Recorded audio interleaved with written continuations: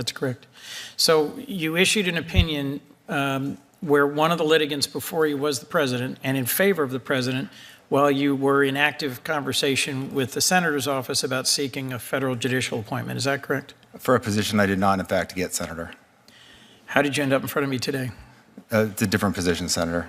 Did you consider recusing yourself from that particular decision? No, and the canons that govern us in Florida, Senator, as I believe this committee has previously heard, it did not call for me to recuse myself. I did not have an interest in the litigation, and none of the basis called for recusal, and the Florida Supreme Court instructs us, the appellate judges, that we are not to recuse unless one of the bases in Canon 3 exists.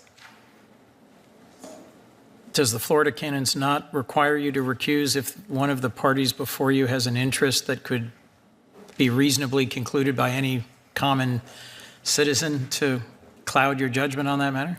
Senator, I disagree with that characterization. I had not heard from the White House until after the opinion was final. I had only spoken. When did you interview with the White House counsel's office? At the end of February of 2025. I don't know the date, but I believe it's in my Senate Judicial. How did you end up in front of me today? That is the exact moment Senator Chris Coons catches a Trump nominee dead to rights in a massive conflict of interest, making his excuses crumble in under half a minute. Chris Coons just delivered a crushing blow at the Senate hearing, unmasking a panel of Donald Trump's judicial nominees who are either covering up a shady timeline or are simply too terrified to affirm the U.S. Constitution. We are talking about a Trump nominee, an appellate judge who just signed off on a ruling favoring Donald Trump and a mere few days later proudly strolled into the White House counsel's office for a promotion interview. This goes way beyond a political squabble. This is a terrifying reflection of a justice system where Trump nominees are turning the courts into a personal favor factory. When Senator Chris Coons unleashes a stack of documents to interrogate this timeline, the nominee's only way out is to play word games about which specific position he was actually applying for. However, Coons doesn't pull his punches, and the story doesn't end there. Coons continues to expose the other Trump nominees in the room, who stand paralyzed by cowardice when questioned about a fundamental, unalterable pillar of the law.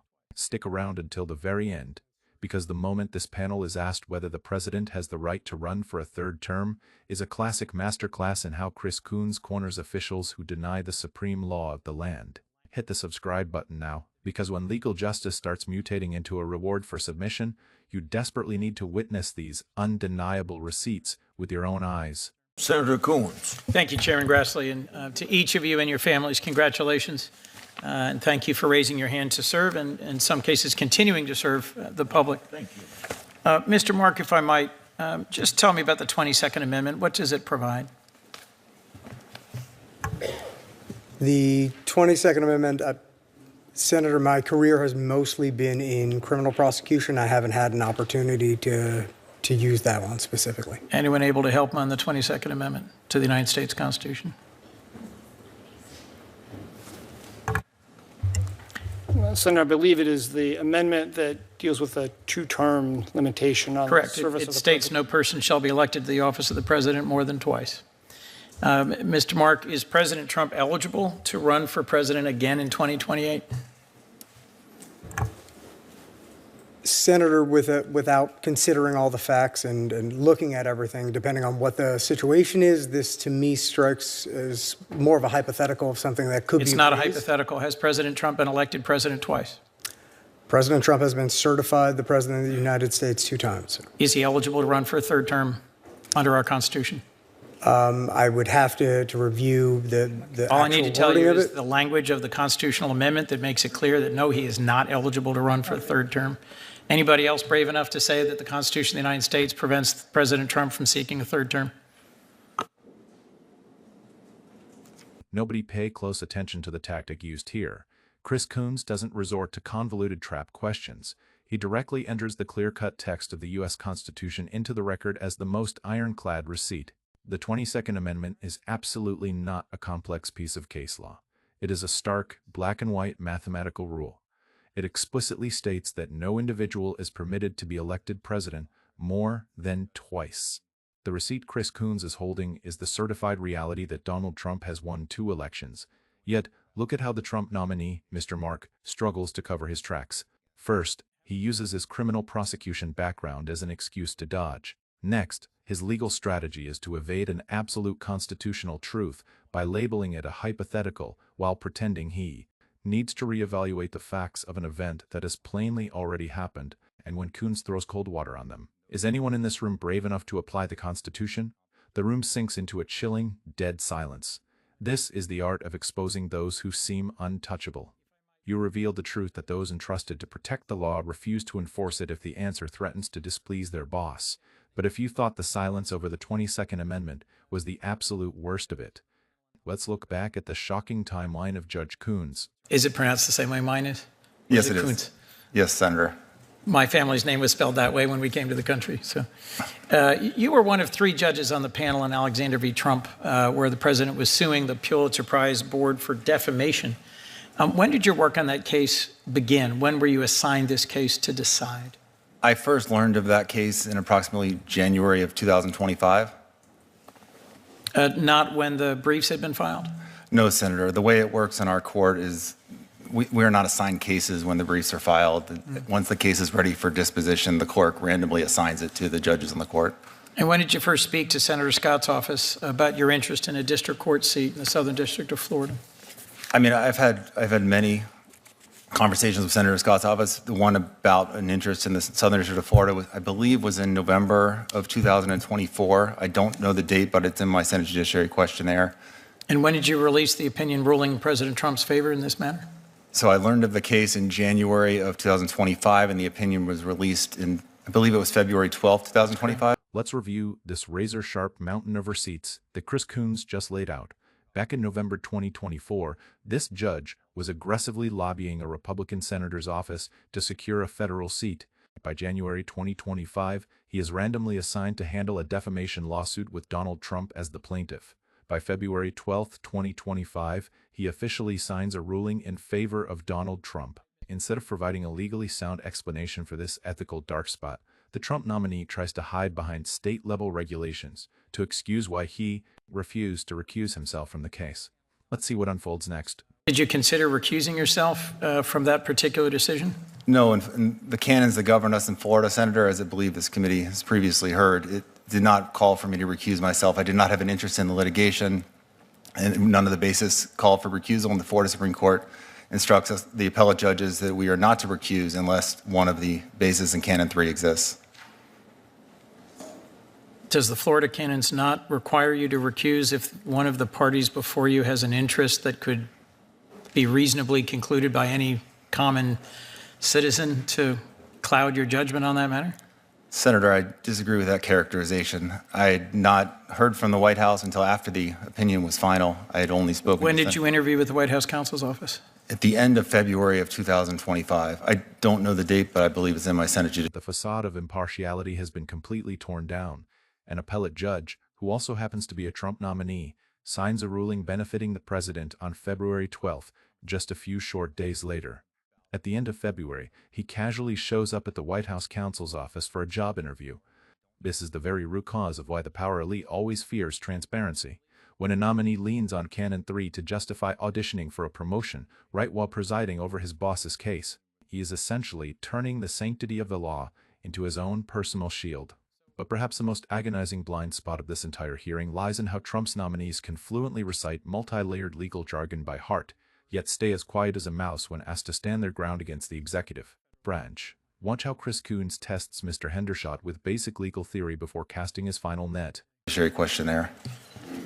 Thank you for your testimony on that matter. Mr. Hendershot, if you would just take a minute and talk me through again how collateral estoppel and res judicata are different from each other.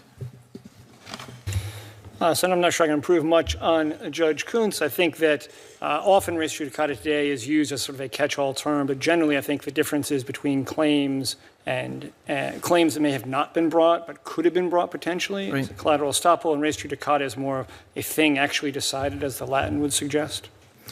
Thank you. Do you agree that judges should not be influenced by external pressure to rule in any particular way?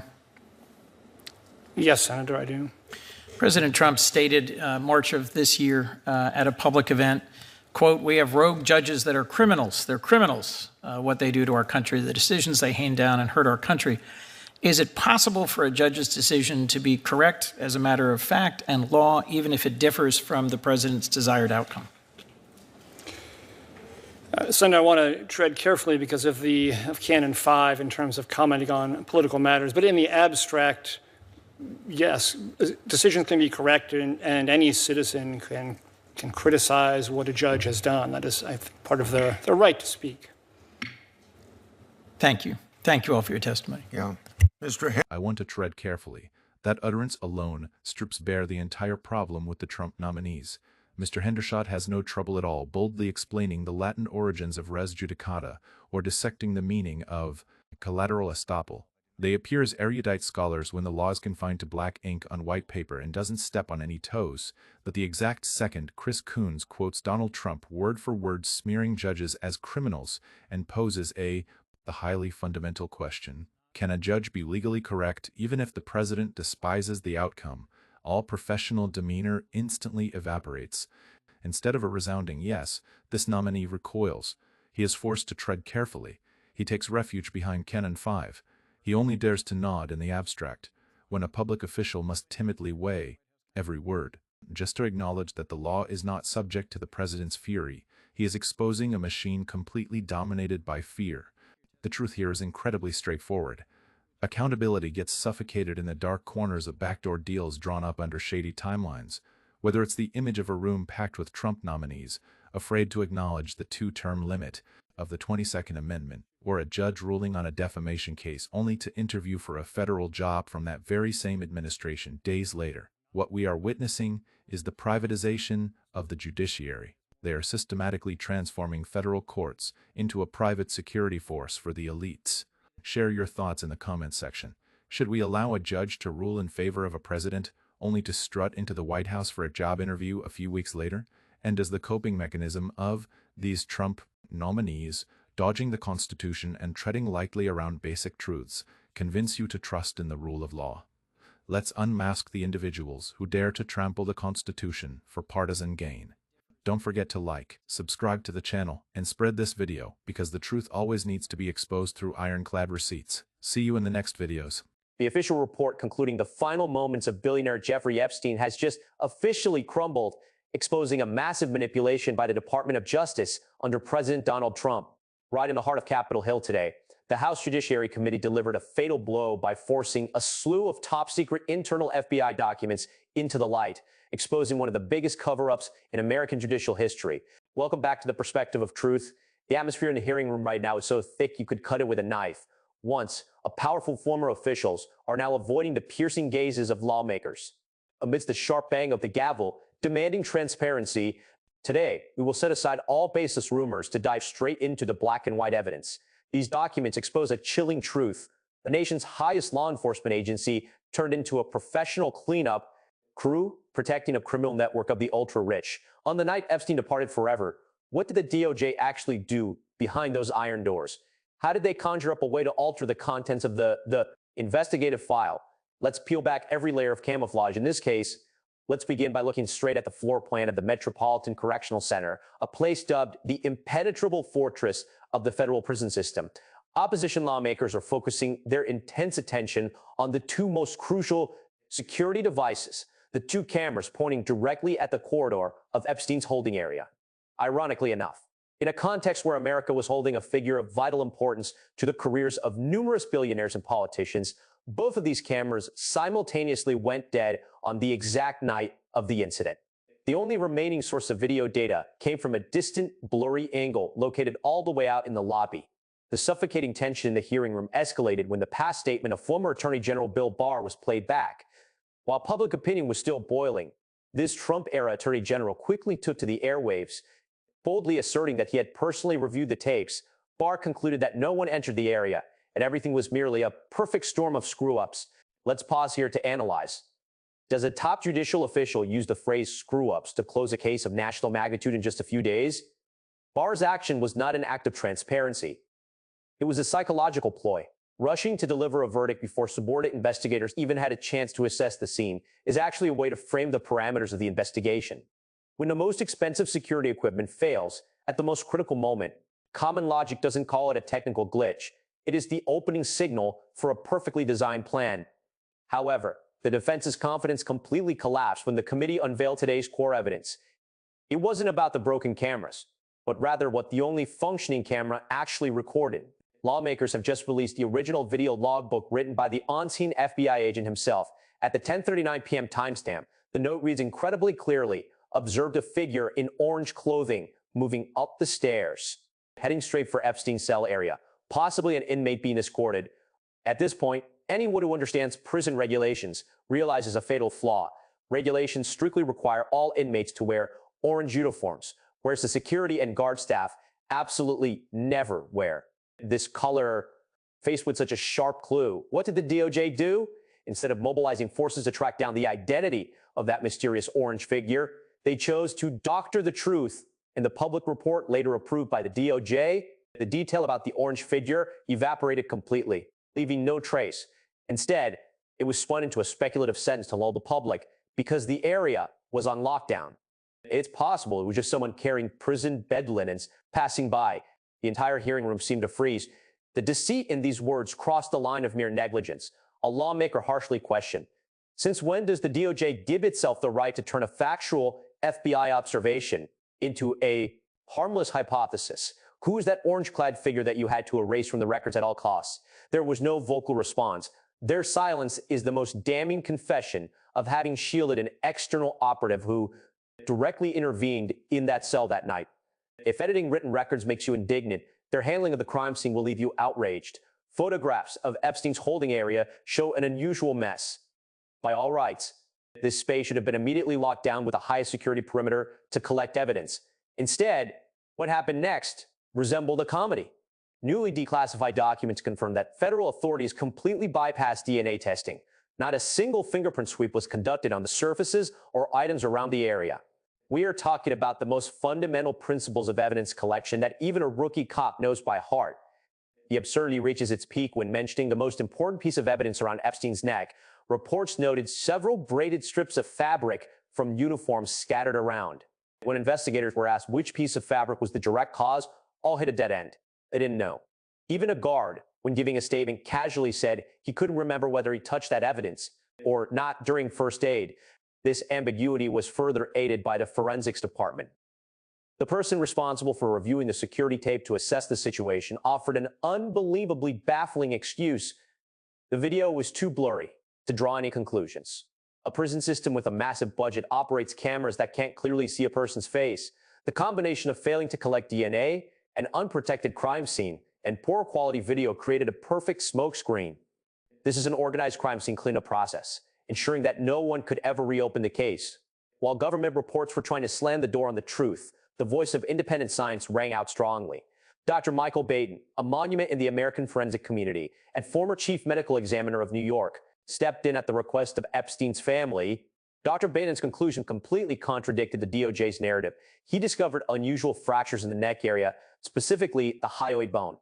According to medical expertise, this type of injury is extremely rare if a person acts alone. That physical sign only matches being subjected to a constricting force from the outside, caused by someone else. The fact that government officials buried the professional assessment of a top expert like Dr. Baden shows they were desperate to protect their initial conclusion. It's not just medical science, but psychological logic that also exposes this lie. Just 9 days before the incident, Epstein recruited a former lawyer who had served Donald Trump to join his legal defense team. This lawyer's testimony affirmed his client was in an extremely focused mental state, full of energy to confront the upcoming trials. Why would a man who had just poured a mountain of money into building an elite legal team, ready to drag a series of powerful names into the light in exchange for a plea deal, suddenly give up? The answer is simple. He didn't give up. He was forced into silence before he had the chance to open his mouth and expose the list of heavyweights in high society. For a false narrative to stand firm, one must permanently seal the mouths of the witnesses. The DOJ executed a ruthless but very familiar move in political games. Right after the incident, they loudly indicted the 2 guards on duty that night on charges of falsifying patrol records. The public was deceived at the time, believing the government was truly punishing those who neglected their duties. However, looking deeper, this was merely a legal lever. Hanging the threat of prison time over their heads was the best way to force lower-level employees to strictly adhere to the testimony arranged by their superiors. Once public attention had settled and the official conclusion was announced, the DOJ did something earth-shattering. They quietly dropped all charges against these 2 guards. This slap on the wrist was not an act of leniency. According to a report by veteran investigative journalist Julie K. Brown of the Miami Herald, the FBI had previously recorded the testimony of another inmate. This inmate claimed to have overheard the guards whispering to each other about how to hide sensitive details from that fateful night. The DOJ dropping the charges was the reward for silence, an unspoken contract to ensure the unseen. Witnesses would never, ever step up to the witness stand. The hearing hasn't closed yet, but with what has just been exposed, the public has made its own verdict. The event at the MCC prison wasn't simply the termination of an individual riddled with crimes. It is a panoramic picture of the collapse of transparency under the Trump administration. The DOJ stripped itself of its role as a law enforcement agency to transform into a risk management team for the elite. From erasing the FBI report, ignoring DNA testing steps, and blaming blurry video, to using power to manipulate witnesses, everything formed a sophisticated and ruthless process to blockade the truth. Epstein's departure allowed a slew of VIP guests in that dark network to breathe a sigh of relief, and the DOJ, instead of dismantling that network, stepped up to lock the padlock on this Pandora's box. The declassified documents today are undeniable proof. Sometimes the justice system isn't blind at all. It just proactively closes its eyes when the perpetrator has enough power to manipulate it. Thank you for joining the Perspective of Truth today. Who do you think was the real director of this perfect script? Leave your thoughts in the comments section, and don't forget to hit subscribe so we can continue to uncover the next truths. Goodbye, and see you next time.